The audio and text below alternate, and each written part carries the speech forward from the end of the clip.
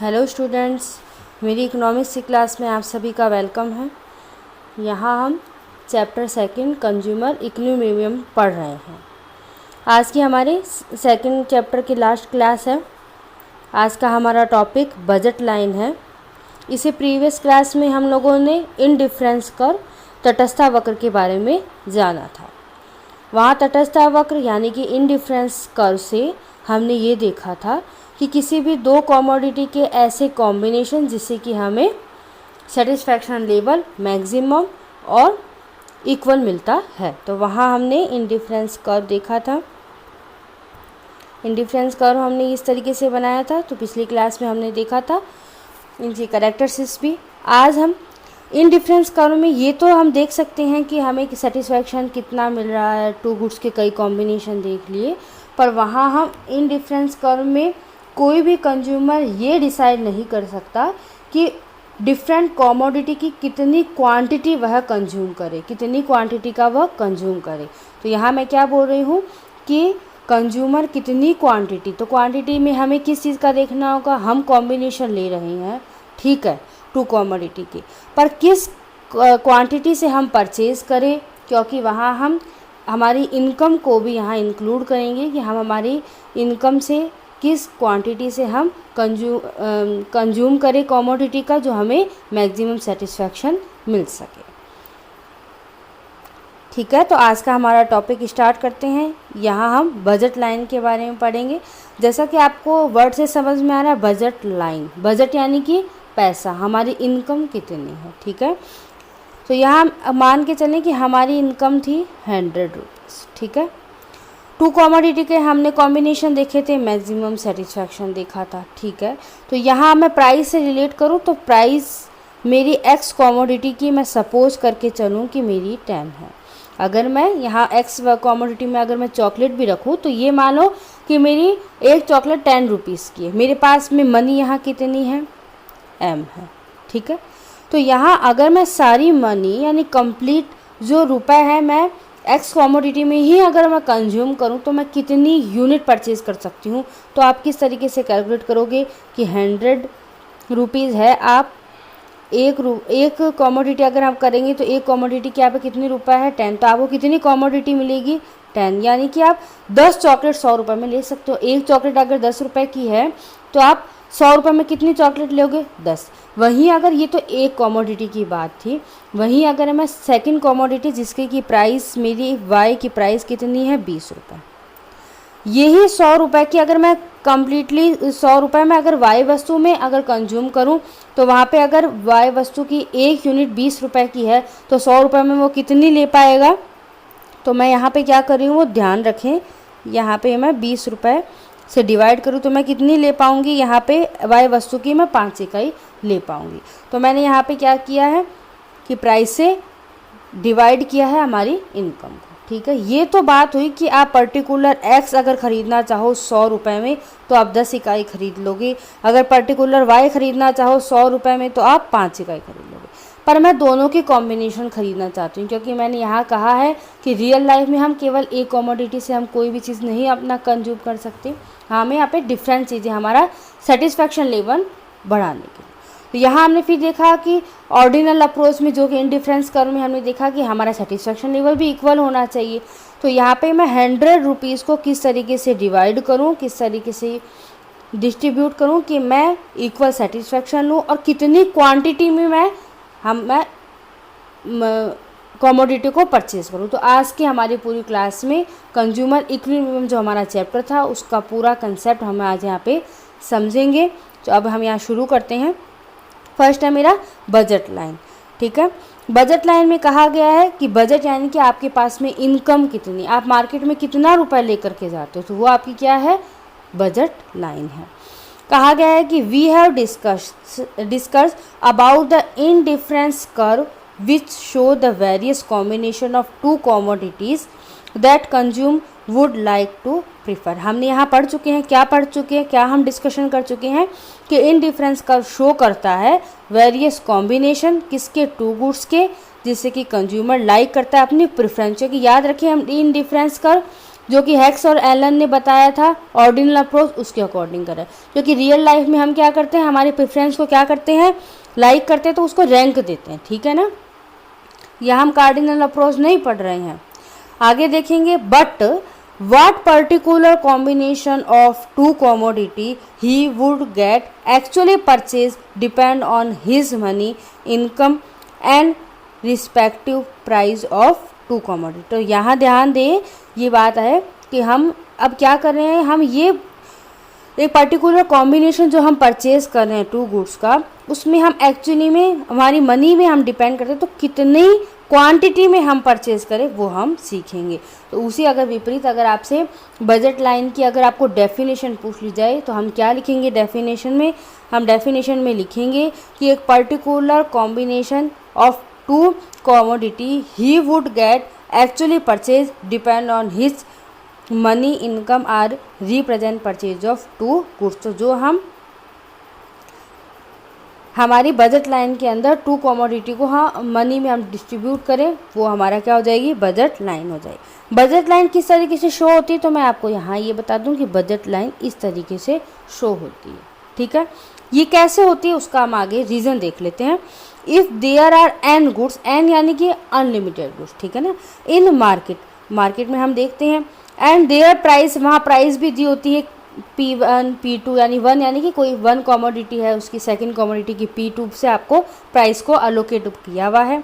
PN यानी कि unlimited जो भी गुड्स हैं उन सबकी प्राइस आपको गिवन है, ठीक है। एंड एक कंज्यूमर इनकम M, यहाँ पे हम कंज्यूमर की इनकम को किस से डिनोट करते हैं, M से डिनोट करते हैं, ठीक है। Then the equation will be as follow, तो आपकी इक्वेशन कैसे बनेगी वो हम इक्वेशन देखते हैं। इक्वेशन हमारी कैसे बनी, M ये हमारी क्या है, इनकम हमारी कितनी थी 100, ठीक है। P1 यानी कि फर्स्ट कॉमोडिटी की आपकी प्राइस मैंने यहाँ कितनी बताई थी 10, ठीक है। आगे आपको कहा गया है कि मल्टीप्लाई करना है एक्स वस्तु की, यानी कि जो फर्स्ट आप जो कॉमोडिटी ले रहे हो उसकी आप कितनी क्वांटिटी लोगे उससे हमें मल्टीप्लाई करना है, ठीक है। प्लस क्या करना है कि जो आप एक और गुड्स ले रहे हैं सेकंड गुड्स, उसकी प्राइस डिवाइड करना है उसकी कॉमोडिटी से। यहाँ मैंने देख लिया कि मेरी वाई वस्तु की एक यूनिट की प्राइस कितनी है 20 है, ठीक है।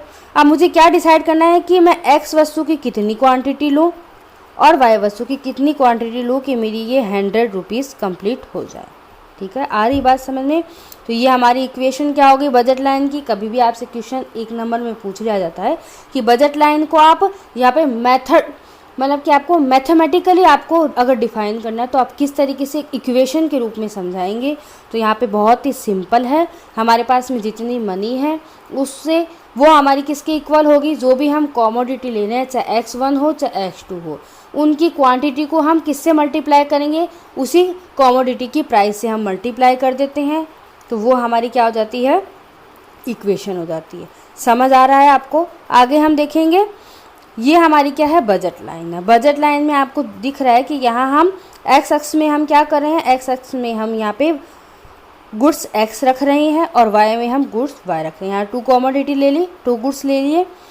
यहाँ अब आपको एक डिनोट किया गया है, ये क्या है आपकी बजट लाइन है, ये आपकी क्या है बजट लाइन है, ठीक है। बजट लाइन का मतलब ये है कि अभी हमने देखा कि 100 रुपये है, तो ये 100 रुपये के अंदर जो भी आपको लेना है वो ये 100 रुपये में अगर आपको x की 5 इकाई लेनी है और y की 3 इकाई लेनी है तो आप उस तरीके से कर सकते हैं। यानी कि अभी मैंने कहा कि 20 रुपये की मेरी y वस्तु है, तो 20 रुपये से मैं ये मान लो कि 2 लेकर के आ गई, तो मेरे कितने हो गए। अगर मैं 20 रुपये की कोई 2 वस्तु लेकर के आती हूँ तो मेरे रुपए कितने खर्च हो गए 40, अब कितने बचे 60।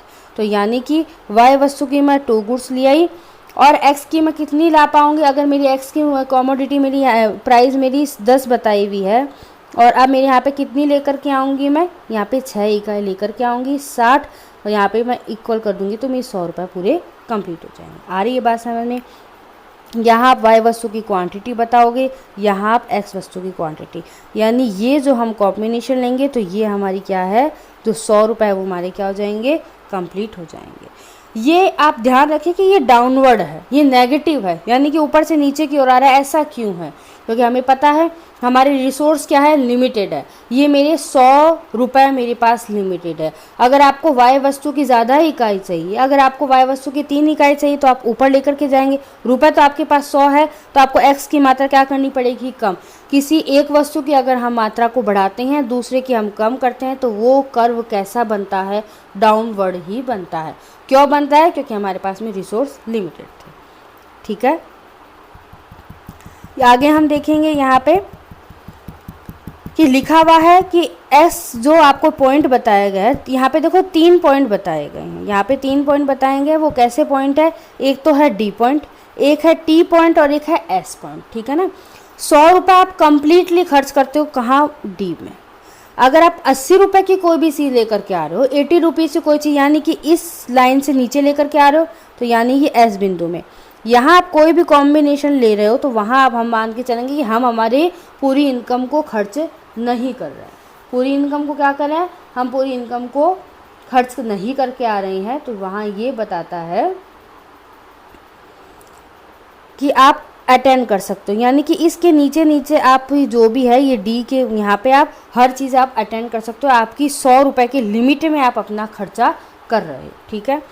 अनअटेंडेबल, यानी कि ये बिंदु के लिए अगर मुझे ये कॉम्बिनेशन चाहिए, सपोज x का मुझे 5 इकाई और यहाँ मुझे इसकी 8 इकाई, इसके लिए मुझे क्या करना पड़ेगा, 100 रुपये में तो इतनी आ नहीं सकती, तो यहाँ मुझे क्या करना पड़ेगा, इनकम को इंक्रीज करना पड़ेगा। तो वो इनकम मेरे पास में है नहीं, तो यानी अब मैं ये कॉम्बिनेशन ले सकती हूँ क्या, नहीं ले सकती। तो ये कैसा कॉम्बिनेशन हो गया आपका, अनअटेंडेबल। तो यहाँ हम ये देखेंगे, यहाँ हम क्या देखेंगे कि जो मैं इस लाइन के नीचे नीचे मैं जो भी ले सकती हूँ वो मेरा कैसा हो जाएगा, अटेंडेबल। और जो इस बजट लाइन के मैं बाहर क्या हो जाएगा, मेरा अनअटेंडेबल। नॉर्मल सी बात है आपको कि आप 100 रुपये लेकर के गए, 100 रुपये के अंदर आप कितनी भी वस्तु ला सकते हो वो हम यहाँ पे डिनोट करेंगे। ठीक है। और 100 रुपये आपके थे, आप ज़्यादा मात्रा लाना चाहते हो पर आप नहीं ला सकते। क्यों नहीं ला सकते, तो यानी ज़्यादा मात्रा नहीं ला सकते, यानी ये कॉम्बिनेशन हम नहीं ले सकते। बात समझ में आ रही है। आगे हम देखेंगे, बहुत ही सिंपल सा टॉपिक है हमारा आज, ये हम हमारी रियल लाइफ में डेली करते हैं। ठीक है। यहाँ पे एक एग्जाम्पल देख लेते हैं कि गुड्स x है, इस डिपेंड हम कहाँ इसको दिखाएंगे, x में, और y को हम कहाँ दिखाएंगे, y x में। ठीक है। हम ये अजूम मानकर चलें, हम एक ये मान्यता मान के चलें कि हमारे पास में कितने मनी है, 100 रुपये है। x की हम कितनी मान रहे हैं प्राइस, 10 रुपये, और y की कितनी मान रहे हैं, 20। जो भी मैंने एग्जाम्पल बताया वही आपको बताया। If he spend his entire income of x, आप अगर सारी इनकम यानी कि 100 रुपये हम सारा अगर हम x में अगर स्पेंड करते हैं, हम कितनी मात्रा ले सकते हैं, 10। सिंपल है, एक वस्तु अगर 10 रुपये की आ रही तो 100 में कितनी आएगी, 10 ही तो आएगी। अगर हम इफ़ द कंज्यूम हम सारा अपना स्पेंड कहाँ कर रहे हैं, his entire of x commodity में, गुड्स में अगर हम कर रहे हैं, तो अगर y वस्तु हमारी कितने की है, 20 रुपये में, 20 रुपये की कोई एक चीज़ ला रहे हो तो 100 रुपये में कितनी आ जाएगी, वो 5 आ जाएगी। एकदम सिंपल बात है। कहा गया है कि this budget line displace various combination of 2 goods. यहाँ बजट लाइन है, ये बजट लाइन है, यहाँ पे हम वेरियस कॉम्बिनेशन देख रहे हैं, ये कॉम्बिनेशन ले सकते हैं, ये ले सकते हैं, कोई सा भी ले सकते हैं। ठीक है ना। 2 गुड्स का which the consume can buy, आप खरीद सकते हो विथ हिज गिवन मनी। अब यहाँ क्या है, हमारे को गिवन मनी दे दी, इसी मनी के अंदर आप कितने भी कॉम्बिनेशन ले सकते हो। 100 रुपये में आप y वस्तु की 1 भी ले सकते हो मात्रा, x वस्तु की आप 10 इकाई भी ले सकते हो। ठीक है ना।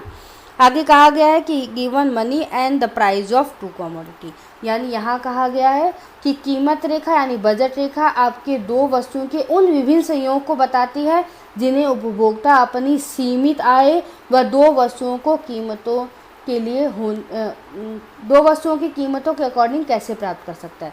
यानी यहाँ दी गई प्राइस से हम हमारी सीमित लिमिटेड इनकम से हम उन 2 कमोडिटी को किस तरीके से परचेज कर सकते हैं, वही हमारी बजट लाइन है।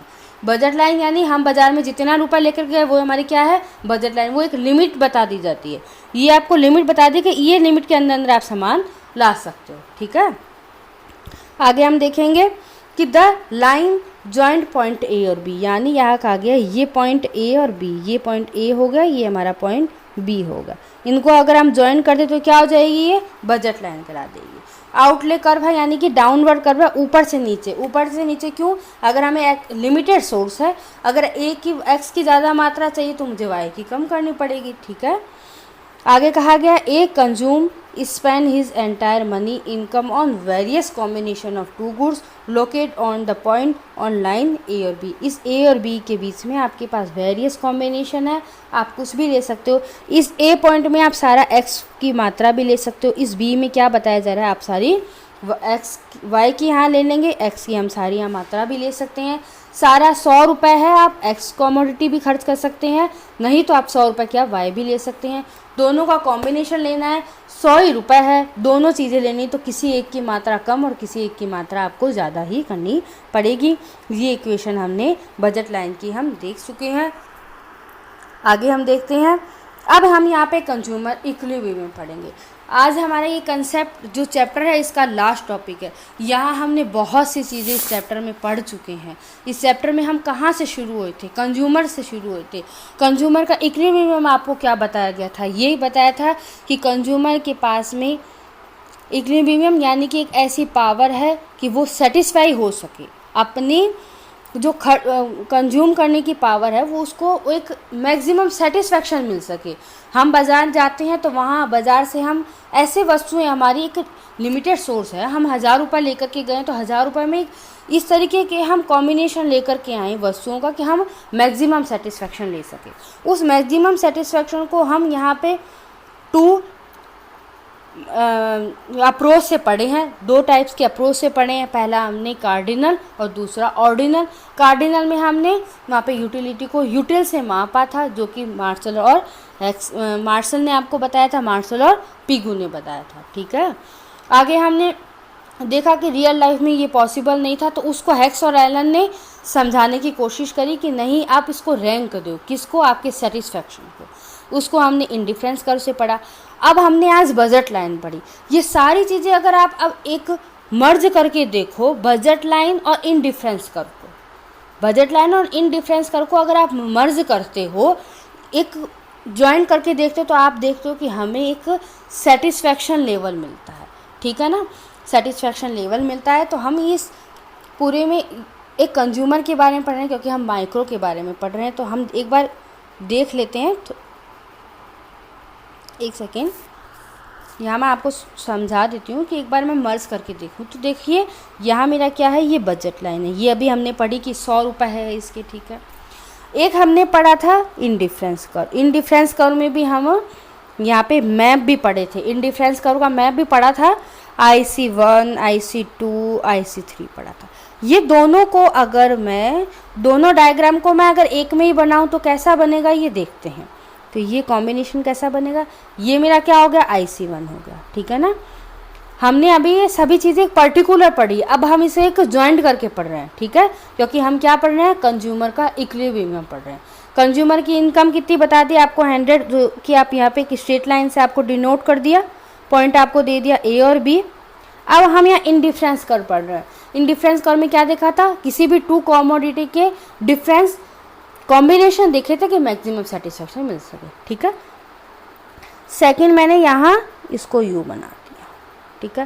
थर्ड मेरा ये U हो गया, ये IC3 हो गया, ये IC2 हो गया, ठीक है ना। आपको IC यानी इंडिफरेंस कर्व अलग अलग दे दिए गए हैं। अब आप इस चीज़ को बहुत ही ध्यान से समझें। यहाँ देखें कि मैं आपको पहले पॉइंट डिनोट कर दूँ कि ये मेरा पॉइंट C है, ये मेरा पॉइंट D है, ठीक है। ये मेरा पॉइंट मैं E दे देती हूँ, ठीक है।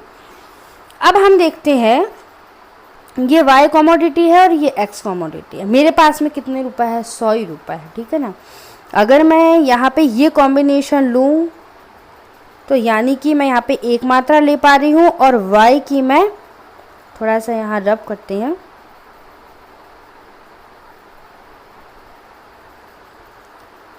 देखेंगे कि ये A पॉइंट है, यहाँ मैं Y की मैं सपोज 10 इकाई ले पा रही हूँ, ठीक है ना। ये मेरा कॉम्बिनेशन बना, मुझे सेटिस्फेक्शन मिल रहा है। पर मैंने यहाँ देखा कि, और मेरे ध्यान रहे कि मैं ये पॉइंट में ये लाइन भी मैं करूँ, यानी मेरे 100 रुपये भी पूरे खर्च हो रहे हैं, ठीक है। एक बार मैं ये अजम मान करके चल रहे हैं, ठीक है ना, मान्यता मान रहे हैं। अब मैं देखूँ कि नहीं, अगर मैं ये बी कॉम्बिनेशन देखूँ तो बी कॉम्बिनेशन में मुझे क्या मिल रहा है, वाई की मुझे एक मात्रा मिल रही है और एक्स की मुझे एक्स की मुझे कितनी मिल रही है, 10 इकाई। पर यहाँ पे भी मेरे 100 रुपये पूरे कंप्लीट हो रहे हैं ना, ठीक है, पर मुझे इक्वल सेटिस्फैक्शन मिल रहा है। यानी कि इस लाइन में, इस कर्व में मुझे चाहे ये पॉइंट लूँ चाहे ये लूँ, मुझे सेटिस्फैक्शन तो इक्वल मिलेगा। ये बजट लाइन कर दी तो यानी इस पॉइंट में मुझे 100 रुपये खर्च हो रहा है, इसमें भी, चाहे आप ये कॉम्बिनेशन फर्स्ट कॉम्बिनेशन लो चाहे आप सेकंड कॉम्बिनेशन। फर्स्ट कॉम्बिनेशन में हम देखा था एक्स की हम ज़्यादा मात्रा, वाई की हम ज़्यादा मात्रा ले रहे थे और एक्स की हम कम मात्रा ले रहे थे, समझ में आ रहा है। पर ये तो था मेरा IC1 का चीज़। अब IC2 आप यहाँ पे ये देखेंगे, IC2 में हम देख रहे हैं कि यहाँ ये पॉइंट दिया गया है। ये ई पॉइंट में हम क्या कर रहे हैं, एक्स की भी वाई और एक्स की दोनों की हम 5-5 मात्रा ले रहे हैं और 100 भी रुपये हमारे कंप्लीट हो रहे हैं। तो इस ई पॉइंट में क्या हो रहा है, हमें इक्वल सेटिस्फैक्शन भी मिल रहा है और हमारी सही तरीके से 100 रुपये हमारा यूटिलाइज भी हो रहा है। तो ये ई पॉइंट आपका क्या कहलाएगा, कंज्यूमर इक्विलिब्रियम कहलाएगा। इसको हम एक बार और थोड़ा सही तरीके से देख लेते हैं। तो आज हम आप कंज्यूमर इक्विलिब्रियम पढ़ते हैं। इसमें कहा गया है कंज्यूमर इक्विलिब्रियम, एक consumer is said to be in equal यानी कि मैं यहाँ बता दूँ, उपभोक्ता कब संतुलन होगा, कब संतुष्ट होगा, ठीक है, उसका संतुलन कब होगा, at the point where the maximum his satisfaction, अपनी संतुष्टि को सबसे ज़्यादा अधिकतम संतुष्टि जब उसे मिलेगी वही उसका क्या हो जाएगा, कंज्यूमर का इक्विलिब्रियम पॉइंट होगा। दैट्स वाई आगे का अकॉर्डिंग टू इनडिफरेंस करो एनालिसिस 3 कंडीशन यहाँ पे बनती है। वो 3 कंडीशन क्या नेसेसरी है वो हम देखते हैं। फर्स्ट कंडीशन में देखेंगे कि the consumer equilibrium is at the point where price line किसे कहा गया है, बजट लाइन को। यहाँ कंफ्यूज ना हो, बजट लाइन को क्या कहा गया है, प्राइस लाइन, ठीक है। इस टारगेट टू इनडिफरेंस कर इट मैक्सिमम ऑफ इस पॉइंट ऑफ मैक्सिमम सेटिस्फैक्शन, ठीक है। आगे सेकंड कंडीशन एक बार देख लेते हैं कि मैं यहाँ पे इसमें फर्स्ट का आपको बता देती हूँ कि ये बजट लाइन थी जहाँ ये टच कर रहा है, यानी ये IC जो मेरा जिस पॉइंट में इस बजट लाइन को टच करे वो मेरा क्या हो जाएगा, इक्विलिब्रियम पॉइंट हो जाए। जहाँ पे बजट लाइन को इक्विलिब्रियम पॉइंट टच करे वो ही मेरा क्या हो जाएगा, मैक्सिमम सेटिस्फैक्शन हो जाएगा। ये फर्स्ट कंडीशन हो गई। सेकंड क्या हो गई, the second condition of consumer equilibrium where price ratio are equal. वहाँ हमने देखा PX/PY यानी कि दोनों की प्राइस हमें इक्वल मिले, यानी कि हम दोनों से सेटिस्फैक्शन इक्वल मिले। ये मेरा क्या हो गया, सेटिस्फैक्शन पॉइंट हो गया, ठीक है। आगे हम देखेंगे, जहाँ हमने ये चीज़ हम बहुत पहले पढ़ चुके हैं, मेरे पहले वीडियो में भी आप देख सकते हैं। वहाँ पे मैंने बताया था कि यूटिलिटी दोनों की क्या हो जानी चाहिए, एक्स और वाई की दोनों की यूटिलिटी हमारी क्या होनी चाहिए, इक्वल होनी चाहिए। वहाँ भी हम 2 तरीके की इक्वेशन पढ़ कर के आए थे, वही हमारी है। वहाँ पे भी हमने 2 इक्वेशन पढ़ी थी कि एक्स वस्तु और वाई वस्तु की क्या होनी चाहिए, यूटिलिटी इक्वल होनी चाहिए। वो मेरे फर्स्ट कंडीशन थी, इक्वेशन थी। सेकंड थी कि वो इक्वल किसकी होनी चाहिए, मनी की। उसी चीज़ को हम यहाँ पे फिर पढ़ रहे हैं, ठीक है। द थर्ड कंडीशन क्या है, necessary for equilibrium is that at the point equilibrium marginal rate of substitute MRS x on y shall be dimensional in other than indifference curve should be convex to the origin। ये बहुत पहले हम पढ़ चुके हैं। 3 condition बताई है कि एक तो आपका IC वक्र है, बजट लाइन से टच करना चाहिए, और आपकी यूटिलिटी एक्स और वाई वस्तु की इक्वल होनी चाहिए। 2 पॉइंट हो गए। 3 पॉइंट में कहा गया कि IC वक्र हमेशा कैसा होना चाहिए, कॉन्वेक्स होना चाहिए। कॉन्वेक्स क्यों होगा, क्योंकि हम वहाँ पे मार्जिनल रेट ऑफ सब्स्टिट्यूट पढ़ चुके हैं। एक कमोडिटी की हमें कुछ इकाई को हमें कम करना पड़ता है और दूसरी वस्तु की अगर हमें एडिशनल इकाई हमें चाहिए होती है, तो हमेशा IC वक्र कैसा होना चाहिए, कॉन्वेक्स। ये 3 कंडीशन से हम क्या कर सकते हैं, कंज्यूमर इक्विलिब्रियम हो सकता है। आगे देखेंगे, in order to explain consumer equilibrium the indifference map and budget line are taken together। इन दोनों को अगर हम साथ में बना करके देखें, हम एक्सप्लेन करें तो हमें कंज्यूमर का इक्विलिब्रियम यानी कि संतुलन हो जाता है। The indifference curve close two point of origin represent lower level of satisfaction where the indifference curve further from point of origin displays high level of satisfaction when the given price line a consumer aim to achieve. Price line का क्या consumer का M रहता है कि वो to achieve करे highest possible indifference curve. ठीक है, इसे आगे देखेंगे इस डायग्राम से. ये डायग्राम में हम यहाँ पे बहुत ही आराम से देख ले. IC1 का हम ये C और D पॉइंट भी ले सकते थे, पर ऐसा हमने क्यों नहीं लिया, क्योंकि हमें पता है जितना हम पढ़ चुके हैं मैप में इंडिफरेंस कि जितना ऊंचा IC वक्र होगा उतनी हमें क्या होगी, सेटिस्फैक्शन लेवल ज़्यादा होगी. तो IC1 यहाँ पे मुझे x वस्तु की y वस्तु की कम मिल रही है, यहाँ पे मुझे x वस्तु की मात्रा कम मिल रही है. तो मैं यहाँ क्या करूँगी, IC2 की रुपए तो मेरे वही 100 लग रहे हैं, रुपए तो मेरे वही खर्च हो रहे हैं, चाहे मैं यहाँ लूँ चाहे यहाँ लूँ, पर इस पॉइंट में मेरा क्या हो रहा है, इस पॉइंट में मेरा IC2 ज़्यादा हो रहा है. यानी कॉम्बिनेशन मेरा जितना ऊँचा हाई लेवल का IC वक्र होता है उतना मुझे क्या होता है, सेटिस्फैक्शन लेवल ज़्यादा होता है. यहाँ पे मेरी तीनों कंडीशन भी पूरी हो रही है. बजट लाइन भी 100 ही रुपए मेरे खर्च हो रहे हैं. बजट लाइन जहाँ पे आपका IC कर्व टच करे और दोनों की x वस्तु और y वस्तु की यहाँ पे क्या हो रही है, यूटिलिटी भी इक्वल है. यहाँ पे हम देखेंगे कि IC वक्र भी क्या है, उन्नतोदर है, कॉन्वेक्स है. तो यहाँ पे इस E पॉइंट में मुझे इस और यहाँ पे IC1 से ज़्यादा IC2 में P पॉइंट में मुझे क्या हो रहा है, ज़्यादा इक्वल सेटिस्फैक्शन मिल रहा है, यानी मैक्सिमम सेटिस्फैक्शन. और ये R पॉइंट में तो हम जा नहीं सकते. इस R पॉइंट में हम क्यों नहीं जा सकते, क्योंकि ये अनअटेनेबल पॉइंट. अभी हमने देखा ना कि बजट लाइन से ऊपर का सारा क्या हो जाएगा, अनअटेनेबल कॉम्बिनेशन हो जाएगा. IC3 में हमें ज़्यादा सेटिस्फैक्शन मिलेगा, पर हमारे पास में रुपए ही नहीं है. बजट लाइन के अंदर ही तो हमें काम करना है, बजट लाइन से ऊपर तो हम जा ही नहीं सकते. तो बजट लाइन में जो सबसे ज़्यादा ऊंचा IC कर्व टच करे, ज़्यादा हमें सेटिस्फैक्शन मिले, वही हमारा क्या हो जाएगा, कंज्यूमर का इक्विलिब्रियम पॉइंट हो जाएगा. आगे हम देखेंगे कि in the above figure A और B बजट लाइन आपको बताई है, IC1, IC2, IC3 आपको बताया है. 3 इंडिफरेंस कर्व. यहाँ पे 3 इंडिफरेंस कर्व समझाने का मेरा मतलब यही था कि IC1 हम क्यों नहीं ले रहे हैं, क्योंकि हमें यहाँ पे थोड़ा कम सेटिस्फैक्शन, 100 रुपये मिल करके भी हमें y और x वस्तु की दोनों की इक्वल सेटिस्फैक्शन नहीं मिल रहा था. यूटिलिटी हमारी इक्वल नहीं थी. ठीक है ना, यूटिलिटी हमारी इक्वल नहीं थी. तो हमने यहाँ पे हम थोड़ा सा और ऊपर में गए, IC2 हमने एक्सेप्ट किया, तो वहाँ हमने देखा कि दोनों कमोडिटी की इक्वल यूटिलिटी भी थी, सेटिस्फैक्शन भी हाई था. ठीक है, तो यहाँ हम कहेंगे when the given budget line a consumer can achieve the highest indifference curve. तब वो क्या करता है, हाईएस्ट इंडिफरेंस कर्व में जाता है IC2 में. वहाँ पे पॉइंट क्या था मेरा, P पॉइंट था. ठीक है, the indifference curve is tangent to budget line and the other two necessary condition are also satisfaction. वहाँ मेरा क्या हो रहा है, सारी सेटिस्फैक्शन लेवल्स और कंडीशन भी इक्वल हो रही है. ठीक है, आगे कहा गया है कि 10 P ऐसा पॉइंट है जो कि मेरा इक्विलिब्रियम, कंज्यूमर का इक्विलिब्रियम पॉइंट हम पढ़ेंगे. ठीक है, eight the point consumer of अपना बाय क्या करेगा, और L, ये वाला जो पॉइंट है और L, यानी x वस्तु की कितनी कमोडिटी लेगा, O से लेकर के L तक, और y वस्तु की O से लेकर के M तक. ठीक है, कंक्लूजन हमारा क्या निकला पूरे चैप्टर का. आपको कुछ भी प्रॉब्लम हो तो उसे आप कंफर्म कर सकते हैं, क्लियर कर सकते हैं.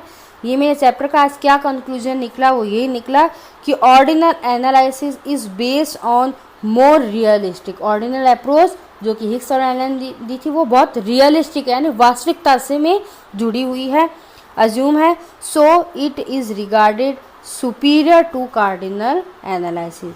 कभी आपसे क्वेश्चन ये भी पूछ लिया जाता है, थोड़ा रिवर्स तरीके से पूछा जाता है क्वेश्चन, कि यहाँ पूछा जाएगा कि ऑर्डिनल और कॉर्डिनल अप्रोच में दोनों में कौन सा सुपीरियर है और कैसे आप एक्सप्लेन करें. तो हम यहाँ पे इस तरीके से एक्सप्लेन करेंगे कि हम हमारी रियल लाइफ में हमारी प्रेफरेंस को हम रैंक देते हैं, और यहाँ पे एक बजट लाइन और इंडिफरेंस कर्व के द्वारा आप मैप के द्वारा आप कंज्यूमर इक्विलिब्रियम को समझा सकते हैं. अगर कंज्यूमर इक्विलिब्रियम के बारे में आपको पूछा जाए तो तो इसी तरीके से आपको पूरा डायग्राम जो कि आज समझाया गया था वो समझाना होगा। तो आज की क्लास में मेरा सेकंड चैप्टर कंप्लीट होता है। कोई भी डाउट हो तो आप क्लियर करें। So thank you.